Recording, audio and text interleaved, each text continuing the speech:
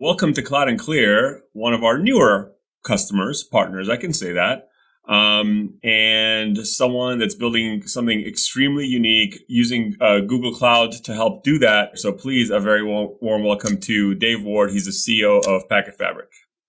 Hey, thanks, Tony. Really happy to be here and love me some cloud and love to talk about it, and plus how to get there with the network. So I'm really excited for this conversation.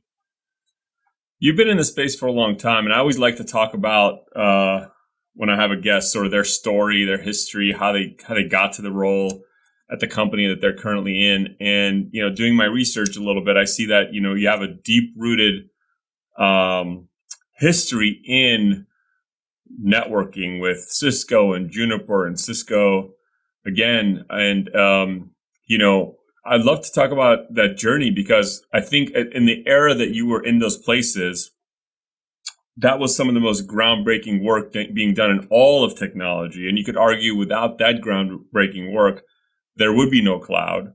So I'm just really curious about that journey over the last, decade plus in those two super exciting companies and how that shaped your career. That sounds great because you can't get to cloud without a network. And I'm one of those true dyed purple, networking geeks. I love me some network. So let me tell you a bit about it. So I actually, even before Cisco, worked at a startup that was acquired by Ascend Communications, if folks remember that. And then I decided to leave Ascend and I went to a startup consulting group called the Internet Engineering Group that built routing protocol software, system design, and kernel work and forwarding work for basically all the networking startups in the late 90s. And on December 17th, 1999 at 3:15 p.m., although who's counting, we were acquired by Cisco, and that was a Friday afternoon. And we had worked in the past on designing a number of these big systems. And on December 20th, a Monday, I drove up to Building 10, which is Cisco's executive building. And there was a blonde-haired guy with a southern drawl out front with his hand stuck out. And that was John Chambers. And he said, hey, welcome to Cisco and come on in. Let me introduce you to the gang. Well, the gang was the CTO, the chief science officer, all the distinguished engineers and fellows that basically were my idols. I mean, I was in my late 20s at the time. Wow. And they had built all this equipment, and he handed me a dry erase marker and said, draw the design of our next core router, turned to the crowd and said, let's see what we paid for, and walked out of the room. And so I like to tell that story because, look, that's the way technology actually gets built. People who are given a chance and people who have experience and ideas in this area. And at Cisco, in that first round, I was the designer of iOS XR, which is their service provider operating system, the CRS 1310, the ASR 9K, worked on the ASR 1K, like basically all the optical and big iron kit. And, actually, this sounds strange, Tony, but I actually kind of got bored of building routers to a certain degree after building 24 or so in a row and throughout my career. So I decided to go over to Juniper, where I've got a lot of life friends and a great company. And worked with, the beginning of the next generation of Junos and helped build the PTX and a number of ASICs. And there, working with Pradeep Sindhu, who's one of the founders of Juniper, was kind of really beginning the discussion of software-defined networking at Stanford with Nick McEwen and Martin Casado, and coming out of Gates 104. That's the famous building in the room that the SDN group would meet weekly on Stanford campus. And although we have built a number of programmable interfaces into iOS XR at Cisco and into Junos, it was not really the way that networking devices and networking was done at that time. It was very much a traditional IT stack. And so now I'm going to move through the second stage of Cisco. When John asked me to come back to Cisco, he said, hey, Dave, look, there's this SDN thread out there, and what are we going to do about it? What's your strategy? As that was kind of one of his interview questions, if you want to think of it that way, although we're longtime friends. And I said, look, John, I really think you're thinking about SDN incorrectly. It's not a threat that's going to really make networking less important. If your customers can program the network faster and get more bandwidth and more traffic on it to solve the problems they want to, you're selling more ports. So the light bulb went off and flip, there goes Cisco's strategy over to let's make it programmable. So in the second stint, worked on the operating systems to open up programmable interfaces. But look, let's face it, when you're talking about with the emergence of cloud at the same time, the ability to easily dial up CPU and RAM and storage. Oh, yeah. And this model of you're only paying for what you use, that still didn't exist in networking. And traditional, whether they're telcos or cable companies or otherwise, they had legacy stacks of software that were almost incompatible with real-time on demand and with this new business model.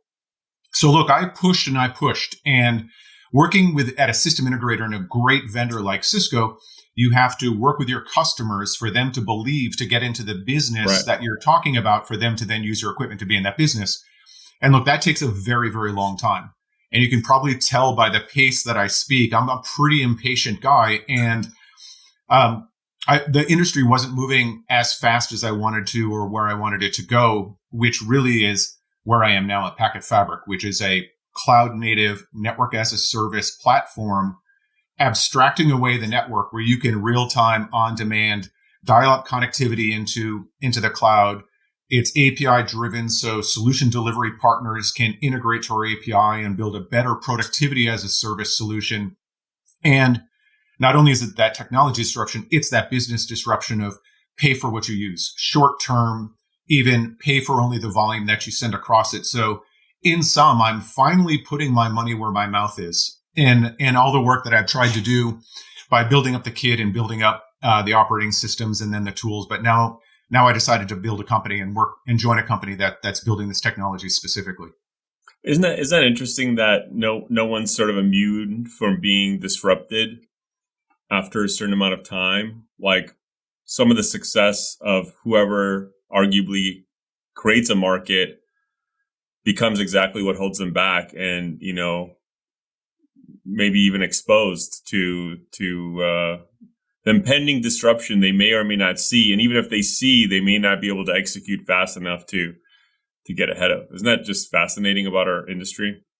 Every aspect of the different facets of innovators' dilemma are just outstanding issues, because they become the stalling points of a company, then potentially of a business, but then of the industry. And all of a sudden you need a disruption by an entrepreneur or just a different vector coming in to be able to fundamentally move the industry forward.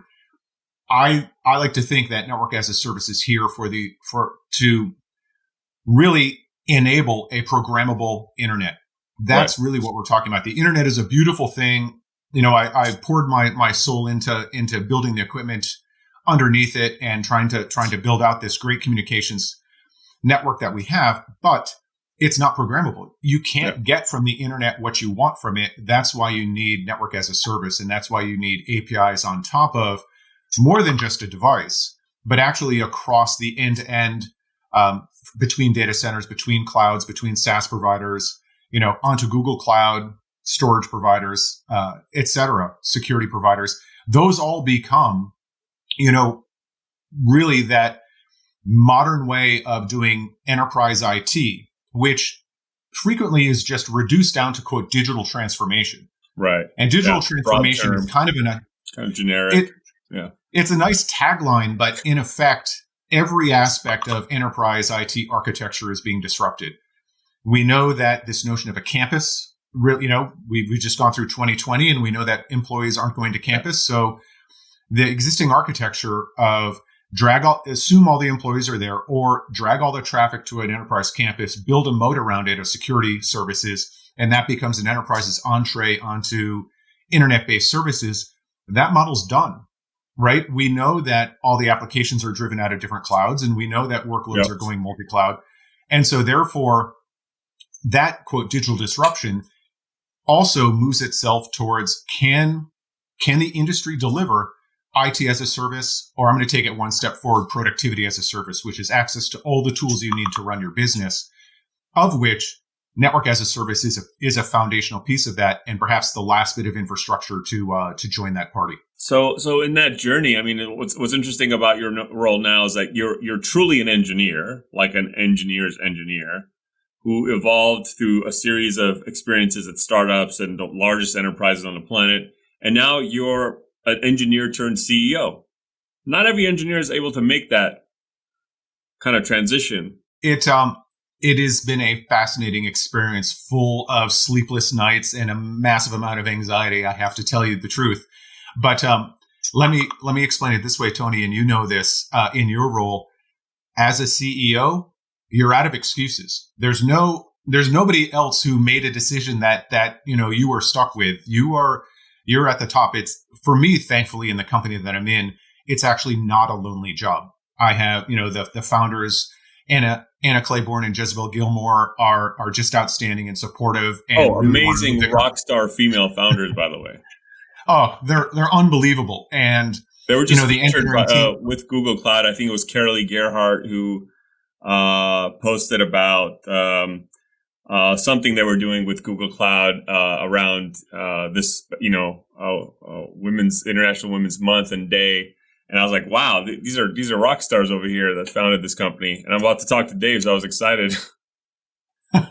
Well, look, Anna and Jezebel are more than just rock stars. They are superior at their positions. They are just fantastic. And if anytime I ever build a team in the future, I want those two women on it because they're just fantastic. But additionally, look, the way the company was founded, the technology, because it was a technology first company, which as an engineer naturally made me even more than normal gravitate towards my target zone of the technology. But because Anna is so strong as a leader leading our product and engineering, and because the company was founded technology first, I actually didn't have to go in and start mucking around or needing to mess with the technology whatsoever. The team had a great handle on it. What I wanted to do was pivot towards a channel and partner relationship, something I learned from Cisco, and something that just straight business that, look, a startup can never build the direct sales force and the direct sales go-to-market motion alone and actually make the impact and growth that they need to. And so I pivoted us to a channel partner reseller type model, and that's how we got to know each other, and brought in, really, as a CEO, realizing I don't have a ton of a long-standing sales experience, brought in the talent that did. And so, as you know, Tony, the way you measure a leader is really, are they good enough to bring in talent for their own weaknesses and support the areas that they aren't strong in? And that's what I've been focusing on. We're all blind to a lot of our weaknesses, but if you can admit to some, you can make some progress. This set of founders started this company 6 years ago, and at some point they brought in a CEO. I think that's admirable. I think it portrays a certain level of self-awareness. And I think from what I can tell, it's actually sort of a match made in heaven based on your experience. And the company seems to be doing really, really well. And I want to understand at the stage, sort of the investment on the Google Cloud side and the GCP partnership, both from the technology standpoint, but also obviously from partnership, go to market, etc. But what sort of drove PacketFabric to invest on building on top of GCP? So really, we built our network as a service platform, because that's the intellectual property of the company, is really a SaaS platform. And we needed, of course, what GCP offers. Regional redundancy, full scale out as large as we need to go. We have a platform now that, although we're only in 186 POPs or so, and yes, we've created partnerships with other telcos, we can scale out because of our use of GCP to be able to manage and orchestrate the world's largest telecoms and the world's largest cable companies. And so it was instantaneous scaling, enabling us to have the performance that we needed, enable us the redundancy we needed. And frankly, GCP has been a great partner for us to build that product on top of, because all the services and tools were there for us to use. And so then when we were looking, look, there's other companies like us that need to build their businesses out of the cloud or need to run their businesses out of the cloud. What does and I mentioned to you earlier about the channel partner piece. What does that mean? Who can we work with that can also help other companies follow our path, or that can use us as a use case for carrying that forward? And that's how we got to know each other. Yeah, no, I think the timing of our engagement was really fortunate with us finally building, I think, the infrastructure around this broad vision we've had for a long time, but just not the infrastructure to run alliances in a proper way. Like all of our customers who run on GCP that want to partner more closely around things beyond great technology and great support and great account management and all of that. I think the timing was quite perfect, and you're one of our first handful of alliance partners, and we're really excited about it. And we really like Google's view on this, and we're really following their lead, which is they don't want to be in everybody's business. They don't want to be in your business. They want to enable businesses like yours and be the de facto, like bar none, best choice for every other SaaS company, platform company, enterprise software company, every ISV, whatever. ISV is sort of an outdated term, and I think we're seeing, because of case studies like this, we're getting proof points now as to why, Google is the best choice for companies like PacketFabric, and we have, several in the pipeline. And I think that's a very interesting angle. It's not like, what business is this cloud vendor really in, or are they really going to encroach in my space? It's very much like, hey, we want to be the scaffolding and the tooling, but you build the building. Like, we're not going to build your building. We're not going to be in, the CRM space. It's not going to be good, so it's really nice that they have this market view. And when Thomas Kurian and Rob Mensland talk about it, it's really credible. It sounds like, yeah, I get that strategy.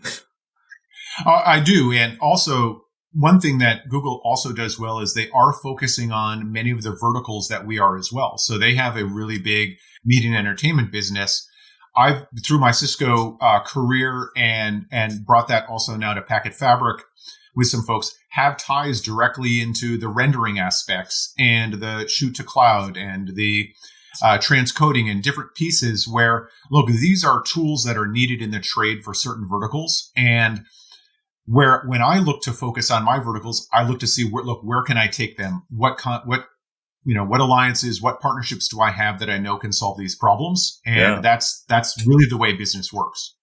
No, totally. I think the vertical approach is inevitable, as a product or go-to-market organization matures. I think at some point, to tackle the largest of customers, it's imperative that we speak to them in their language and understand their business. We started building that kind of capability a couple of years ago as well, in healthcare, media, entertainment, retail, financial services, just very, very, important. But we also consider PacketFabric as part of the sort of the SaaS vertical, digital native vertical. So that's something that is an interesting way to look at this class of customers. But your needs are quite unique, and I think we want to continue to be purpose built to be the best MSP that you guys can have, supporting you in your Google Cloud journey. I want to ask you about the future a little bit. We've just gone through a whole year of a bunch of uncertainty. Certainly the beginning, like this time last year, was like, holy, what's going on? What's going to happen? Right? A lot of panic. And then, you have this historical context, 10, 20 years of just seeing, every other wave, right? Of every other paradigm shift, in recent, computing history. And we've gone through this period where we did suspect, some of us did, and I have myself in a recording when I was speaking to our whole company in March, when I said, I believe this will accelerate parts of the digital journey for our customers. Yes, there will be this uncertainty period, and I think 12 months later, like, we've seen a bunch of that acceleration. I'm sure you've seen a bunch of that acceleration. What do you think that's going to do in terms of carrying forward? And what do you think from our standpoint, our joint standpoint, what is the new normal going to look like, and how is it gonna? What is it going to demand of us? So, look, what I see in front of us is not only, as I alluded to earlier, that full enterprise productivity stack transformation, and the reason why I want to focus on that for a second is, look, we need connectivity, security, UC, collaboration, storage. We need all sorts of these, and then, of course, we need analytics and development platforms and on to move these businesses forward. That was the conversation of get to cloud 5 years ago. And then it was, okay, I've moved part of my business to cloud. Now those conversations aren't even in discussion anymore. It's how can I move and transform my entire business forward?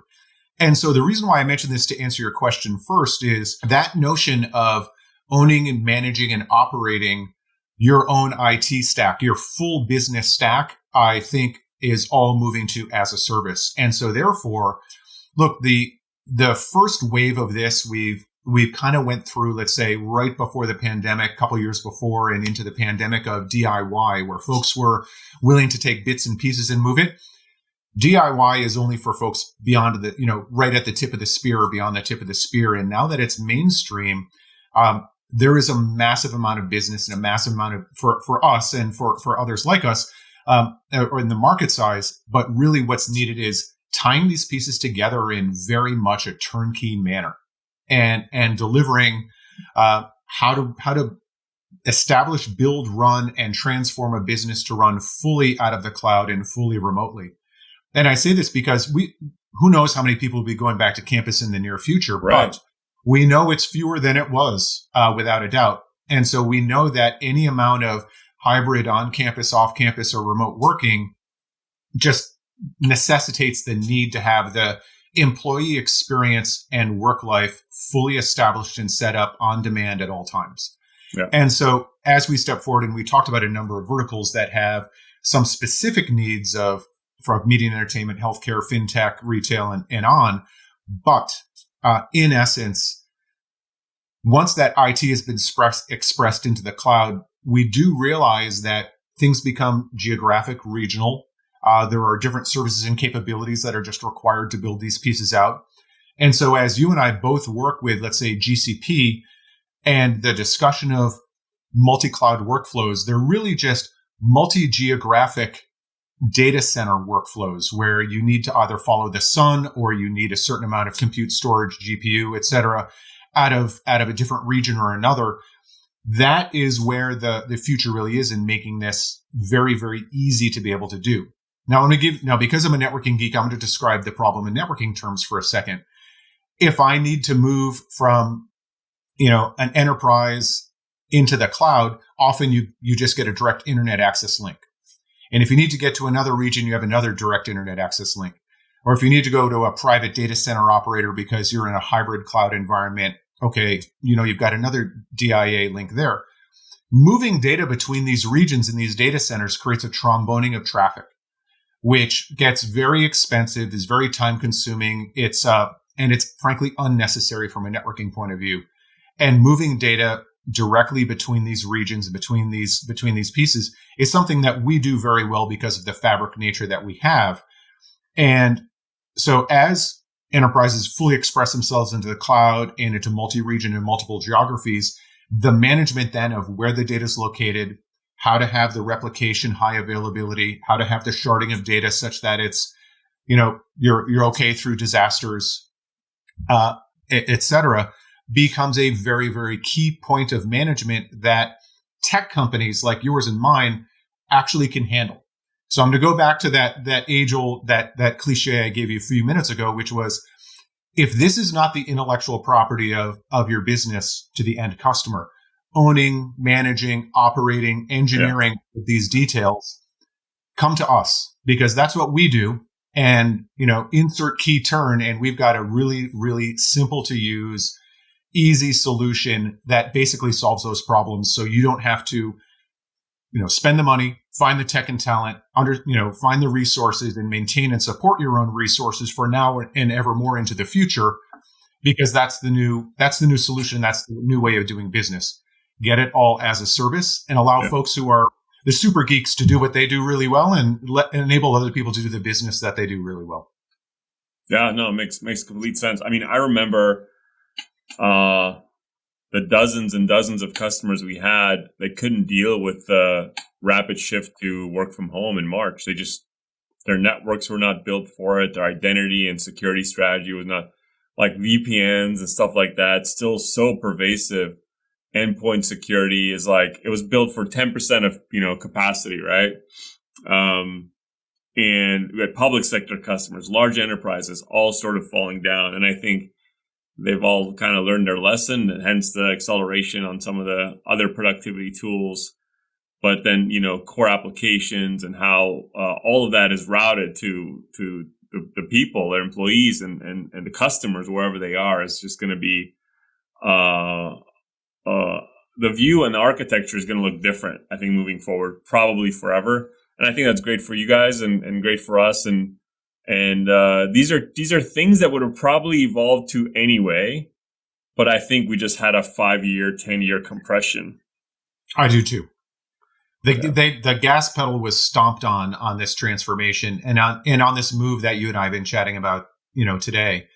This move towards this isn't core to my business, in old core context business language, and that is core to our business and what we both do very, very well. And so again, let us do that, and you get back to running your business, and we'll set up the model that's going to be most efficient to make it happen. Pivoting a little bit. So we're both CEOs. Our companies are growing. With regards to culture at PacketFabric, and how, your view of like the contribution that you want to bring in and instill in the organization as you grow and add more employees and headcount, et cetera. Things get more complex. People are now distributed. Culture is sort of more important than ever. What are the elements that you love and admire from the larger environments that you worked in and learned to operate successfully in, like Juniper and Cisco, that you love and you want to instill in a place like PacketFabric? And then what are the things that you want to do completely differently? So it's tough to say whether I learned and this is, me rebelling against my big corporate background or me embracing it. So let me tell a bit story. Look, one thing that I absolutely instill into the company is operational excellence. So there's no doubt I'm a numbers person. And so I want to be very, very efficient in the way we use resources and the way we think about where we're moving as a company. And what I mean by that is I do want to know what is the cost to build a new product. And I do want to analyze and understand the return. And that might sound like business 101, but in startups and in high tech, there's very much a build it and they will come attitude. Right. And you know what? You can build it, but unless you plan the sales, marketing, and you understand who you're going to work with and who your customers and partners are going to be, they might not show up. And Silicon Valley is got heaps of startups that, made that mistake of really not running the business efficiently and focusing on operational excellence.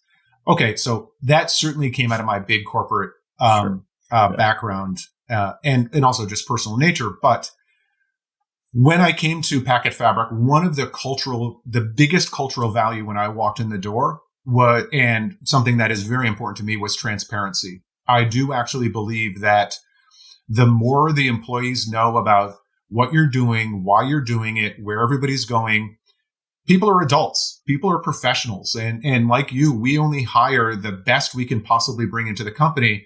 And I have full faith and respect for my employees that I can give them information and talk to them about things on where we're going and trajectories we're going. And they know not to sell the vision if it's too far out and sell what's on the truck just from a simple sales point of view, but also that they deserve to know where we're taking the company, why we're taking it there, why we're doing the pivot. And I talk about it weekly with the company. We've got have created a number of cultural company get-together points. And some of them are official and some of them are not official. Whether it's start off Monday morning with the all hands, and we actually talk about how the company is doing and new products coming out and new builds we're going to do, et cetera, and celebrate accomplishments and wins and things like this, to getting together and being able to have open conversations about the products we're building, how they work, what the customers really need from them between the field and our engineers, which is something I wanted to bring that didn't happen in some of the big companies that I worked at, that in fact, bringing that customer view, that outside in view, and having our engineering and products led by our customers and partners absolutely was something I wanted to bring to the company and keep going. And then, of course, we celebrate and get together for quick, you can call them happy hours or whatever. And we actually have different employees host them. So we've had everything from DJ lessons to cooking lessons to farming lessons. And it's really fun because individuals get to express themselves. And when, like us, when you're 100% remote and always have been remote, meaning we don't have two employees that go to the same physical location for work anywhere on the planet and never you've always been that. You've always been that way? Yeah, ever since day one has been 100% remote. Wow. The only other company I know that talks about that openly is the GitLab folks. Yeah. And quite amazing. I left Cisco where I went into work every single day. And I was at my desk, 6 a.m. in the morning, and I was there till late in the evening. Just because, look, at Cisco, the sun never sets on the offices of Cisco. So I've got folks from Israel to India. So that was morning to night. And here we have folks all across the planet as well. But I was actually nervous because I very much need to connect with the people that are at the company. I very much want to like everybody. And look, if it's not a good cultural fit, then people can be successful in another company. But we are not going to have the situation where there's going to be toxicity or there's drama or politics or these types of things, because we don't have time for it. Now, that being said, that's for sure. No need to hire jerks. But to accomplish that really is very open purpose, and it takes activity and it takes effort to have open communication between groups. And look, that also during the pandemic, how can you avoid the Zoom burnout or just the overall burnout of these video conference meetings? And so we had to very much work out that balance of how to have clear, transparent, open communication. But stepping forward, the way that we overcame the burnout fatigue of video conference calls is by actually bringing in both an HR platform, because we're OKR driven, as well as some of the other support tools that are necessary, including, this is pretty straightforward, program management tools and project management tools, to find the dependencies between the groups of people. Mm-hmm. And once you're able to link, because we grew from 40 something people in March of 2020 to now over 140 people about a year later. Wow. You're creating not only a new culture, you're creating new dependencies upon people you don't know. And those ties need to be the strongest ties in the company. And so you can do that with some programmatic activities, as you know very well as a CEO, but you need to do it with communication and trust pathways. And I'm very, very big on enabling responsibility and holding accountability. And and my number one thing is every team has to be able to predict themselves. We've hired professionals. The definition for me of being a professional is being able to predict your own capabilities and the capabilities of your team if you're a leader, on cost, on resources, on time, on effort, and then, of course, on quality. And so with the ability and constantly working, because nobody's perfect on all of those, constantly working towards those different pieces of being able to predict how things are going to turn out, you then can have teams and enable teams to trust each other. And that trust factor and that open communication trust factor becomes the way that you can avoid gang meetings, decisions by committee, analysis paralysis, and allow people to, first time for a sports metaphor, people to play their position. That dedication to operational rigor is super, super important. I do agree that the big companies do it well. Sometimes that's all they do, and that's where you lose the magic. So you need a good combination of the qualitative and the quantitative. But without the quantitative, you just can't scale. And I agree. I think there's tombstones, not the good kind, but the ones that are like all the companies that blew an opportunity, like the one we're experiencing. I think in this era of technological sort of quantum leap evolution, they blew this moment, and it was sort of because of lack of rigor. And I also believe that as I look at our 21-year history now, self-funded services, a little different than sort of a SaaS, product company's journey. But I always want to feel like we don't want to take ourselves out of the game. Like we don't want to do it to ourselves. Like it's really in our own hands in terms of how well we execute in this period of time. And we ourselves are trying to get better about being able to measure things that are very, very important.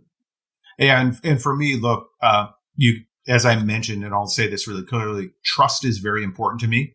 Yeah. And enabling people is equally important, but you enable people who you trust, and you enable people you can trust because what they say they can do, they do, and they deliver with excellence. And that doesn't mean I'm just hiring people with decades and decades of experience, because look, I need some energy, I need some activity, I need some hunger in the group. So that also means that you need to bring along people and create a mold of the way that interaction, enablement, trust, responsibility is to be held and respected, within a company and between groups. And I'm 100%, cultural value really based upon enabling folks to have a great opportunity to be able to hit it out of the park, to help them when there's issues that maybe they need decisions to be made, or they need additional support or additional resources and check-ins, but then really let them shine and in particular enable the entire team to have success. That really becomes nothing activates a company and an employee base and teams within that company better than success. And as you know, Tony, success breeds success once you get on that train. Oh yeah. And I think exceptional people attract other exceptional people. And I think once you get the core culture going and understand the fit, and you're able to recruit talent that amazes you even, which I'm sure you're experiencing now, is like, oh my God, these people want to work here. It's amazing. The way that cascades out is super important. And so we do spend also a lot of time on that, on also making sure our managers are good managers. I think a lot of organizations, as they scale, they become weak in the middle. People get promoted into management roles they're not prepared for, they didn't even want. And now people they love the company, but don't like their manager, and they leave. And, all of us want people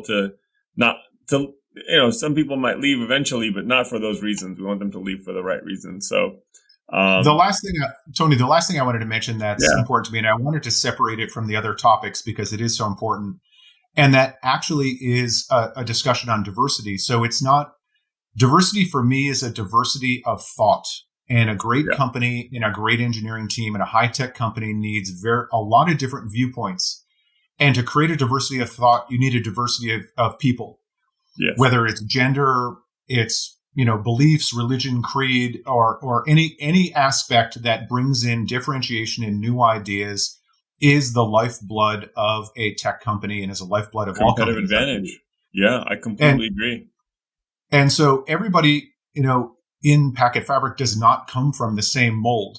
Do you have a PhD from insert the top university in the US or on the planet in electrical engineering and networking or something? Instead, it's a very diverse group of different talents because, that is our lifeblood. Yeah. And that is what allows different views of the same problem to come up with a better solution than a gang of people all with the same experiences looking at that problem. Could not agree more. And I think it's even new in my mind that I've learned just in the last maybe 3 to 5 years that it's important to be intentional about creating an inclusive and diverse organization. It's not inevitable that happens. It's intentional that gets us there. And I'm proud of the leaps that we've made as an organization, our maturity and our diversity. And I think it's probably no accident that we're also performing better than we ever have. And I completely believe that a more diverse team is a better performing team and a better place to work and a more creative environment and all those things. So I'm glad we're the same mind, because tech, like our sector, needs that. I mean, it helps. PacketFabric was founded by amazing women. It helps. But that's not the case everywhere. And I think we all have a role to play in creating a more diverse environment and inclusive environment in our industry. I think now what we're seeing out of academia is that, in fact, the statistics prove us both out, that the more diverse a company is, the more powerful, the more growth, the more revenue, and anything, whether you're looking at stock price or otherwise, it proves itself out that diversity creates a better business. Yeah, the data is there to support it, which is actually necessary for it to be sustainable. Because you can't do it just because the market expects it or because our customer, like, it has to be something that proves itself out. And I think the data is there.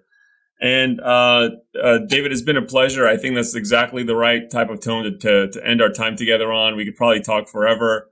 I'm glad that we got to know each other a lot better in this segment. Know that I'm your advocate, friend, executive sponsor here at SADA as well. You can reach out to me anytime for anything. And I really greatly value the trust and the partnership. And we're here to do everything we can to make PacketFabric wildly successful. Hey, thanks a lot, Tony. And together, my goal is to change the way the world does business and fundamentally change the internet architecture towards the solutions that we provided with partners like you. And it's been just a great conversation and great to get to know you, Tony. Thanks a ton. Cheers to that. Thank you for being my guest. Thank you for listening to Cloud and Clear. Check the show notes for links to this week's topics. And don't forget to connect with us on Twitter at Cloud and Clear and our website, sada.com. Be sure to rate and review the show on your favorite podcast app.